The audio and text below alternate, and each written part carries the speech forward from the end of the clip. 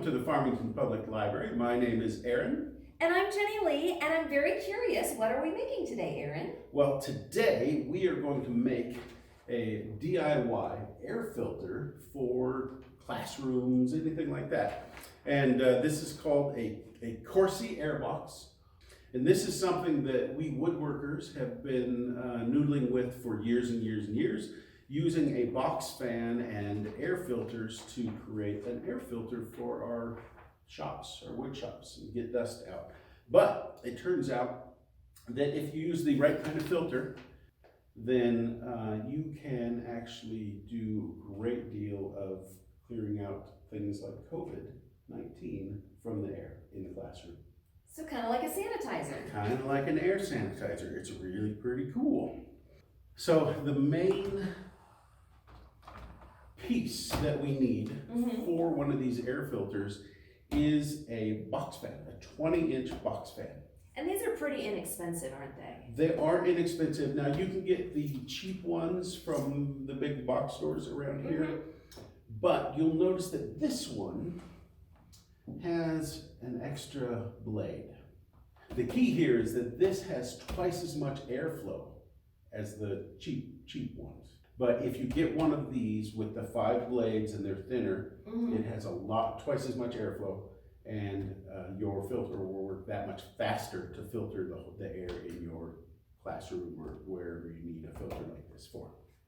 So that's going to be the main heart of our thing. And the next thing we're going to need is 4 MERV 13 20 by 20 air filters. Now I grabbed the 1-inch air filter. You can get these air filters in 2-inch, 4-inch, and the bigger the air filter, the thicker it is. That means the more surface area you have and the less often you need to swap these out. Okay. So in the way that air filters work is the smaller particles they filter, the more they slow down the air.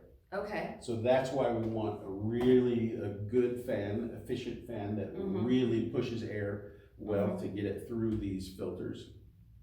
And if you go to like a MERV 15 or something, then you're going to move less air than you would through a 13. So 13 is really ideal for what we want, because we want high volume that'll also filter out those particles. Okay. So we need 4 of those. The other thing that we need is at least 2 pieces of cardboard. I kind of prefer 3 pieces of cardboard. Now you can get 2 pieces of cardboard right from the box if you still have the box for the fan. Okay. You got the front and the back of the box, right? Oh, perfect. And so I've already cut those. Along with the fan and the filters and the cardboard, we're going to need some duct tape. Duct tape is specifically designed for airflow systems, so it makes it perfect. Jenny Lee happened to have some of this wonderful funky leopard print. You're welcome. Woo! So we don't have to stick with the standard gray duct tape, boring gray duct tape. We're also going to need some way to cut the cardboard. So scissors will work. It's not my favorite. Personally, I enjoy having a cutting mat, a straight edge, and a razor knife of some sort, and some way to mark, pen, pencil, whatever will be good, and then a piece of tissue. This is the super secret part. Well, they don't show you. I'm excited to find out what that's for. Okay, so the first thing we want to do is get our filters taped together. And we're going to create a cube with the filters. Okay. Now notice that there's an arrow on the filters showing the flow of air. And so we want those arrows to all point inside. Inside toward the fan or toward each other? Toward each other. Oh, okay. All right. So I'm going to set 2 of them aside for right now. We'll take 2 of them and we're going to point those arrows together. All right. And then what we're going to do is, now they're square, so there's no top or bottom, but the way my brain works is that those arrows have to be on the top, so I turn it sideways. I get it, yeah. And then if you will hold those together. That's what I'm here for. It is quick and easy to do with 2 people. With 3 people, it can get a little more interesting. So what we've done is we've put those together, and we're just going to create a seam here. You don't have to be super clean or perfect here on your. It just has to stick Has together. to stick together here. This is perfect though, because when you take this like this, it gives me a hinge. Ah, and it's so easy. It's, yeah, really easy, and it should hold well. So now what I'm gonna do is I'm gonna open my hinge on both of them. What? Lay them so that the arrows, once again, point into each other. Okay. And now I'm gonna do a hinge on both ends.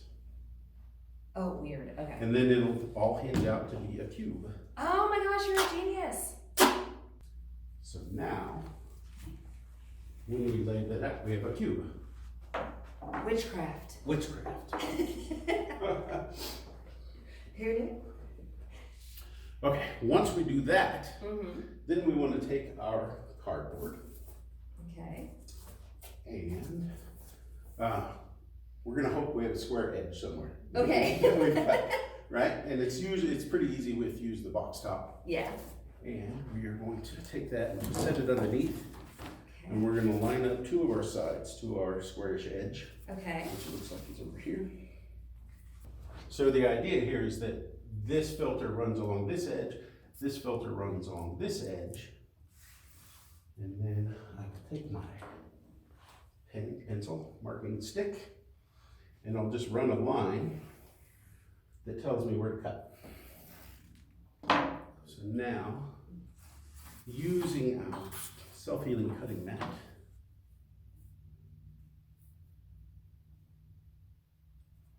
I'll just line up my ruler, and one thing about cardboard I've learned is don't kill yourself trying to get it through in one pass. Voila, we have That looks like a square. it's a square. So we're gonna use this square for the bottom, Okay. all right? So it just tapes onto the bottom and we just overlap the edge. Okay. So one of the ways that I found easiest to do that, and this is where having a second person really helps, is we're gonna turn it sideways. Ah. And then you, And then I am in charge of holding it. yeah, Okay. together-ish. Okay. Now when I take this, when we come around to do it, Yeah. I don't wanna get up onto the filter itself, so I just wanna create my line here, and it may help. Is that lined up there? Yeah, it may help to take just one little piece.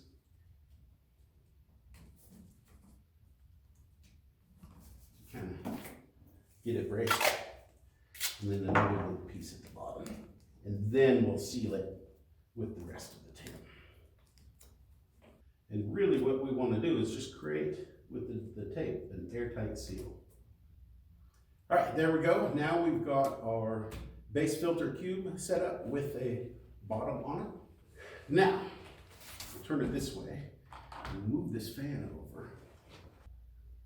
So Jenny Lee, now you'll notice when we put the fan in front of the top where it's going to go, you'll see that we've got gaps in the corners. We do have gaps in the corners. That is why I prefer that third piece of cardboard. Okay. So what we're gonna do is do a frame out of cardboard that the fan will actually sit on, and it will seal those gaps. So I luckily have already cut that frame. So that just will get taped onto the top. Okay. And then we'll tape the fan on top of that as well. Onto that. Okay.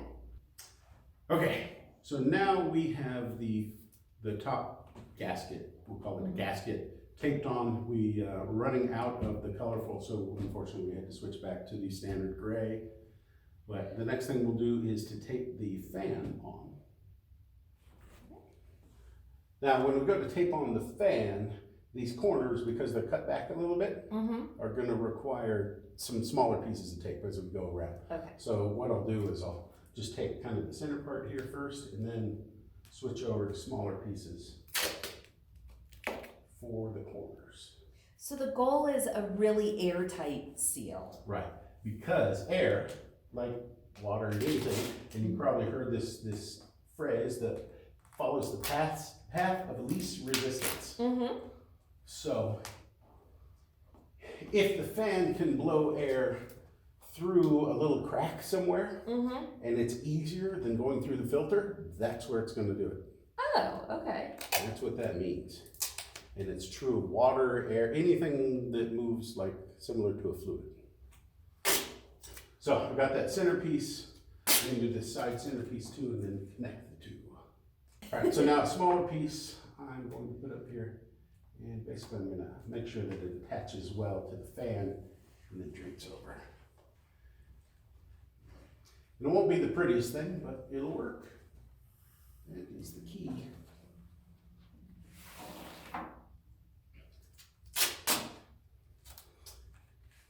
And the same thing with the cord. We're gonna have to cover where the cord comes out with some tape, just to get as good a seal as we can. Okay, Jenny, now we have this all taped up. And I'm gonna show you why we need to take another piece of cardboard and cut the ring on it. Okay. And it has to do with that following the path of least resistance again. And that's where our tissue comes in. Okay. So what I'm gonna do is actually just tear a thin strip of tissue. Uh-huh. And if you look around at the front, this tissue is sticking to the front of that. Right. And the reason that it's doing that is because the air is actually being sucked in from these corners, Uh-huh. and then the fan is blowing that out, Okay. right? So what the tissue really helps us do is define and figure out exactly what ring we need to cut to Oh, okay. in order to get the air to actually flow properly. So the way that we overcome this air being sucked in the front is to cut another gasket. And to tape it on front there. And then tape it on the front. Okay. And that will give us a really good airflow filter.